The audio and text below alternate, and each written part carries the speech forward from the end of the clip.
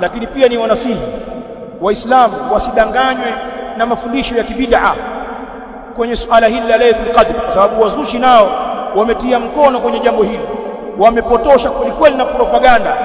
Waambiwa kwamba Lailatul Qadri huko kwenye bid'a, ni jinyota hilo kubwa kama nyota ya jaha, ikifika wakati wake inaanguka ile. Baadhi ya miji watu hukaa nje katika zile siku za witri, watu wanakaa nje ya nyumba zao au nje ya msikiti, wametulia tuli, wanasubiria nyota ya jaha ianguke iwamulike.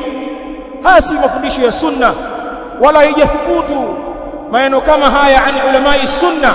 Hizi ni khurafat wa khuzabalat, hizi ni propaganda na ni mambo ya kubuni ya masufi. Hakuna nyota ya jaha. Kwa hivyo usikae barazani au nje ya msikiti katika siku zile za witri unasubiria nyota ikumulike. Lailatul Qadri inasubiriwa katika ibada.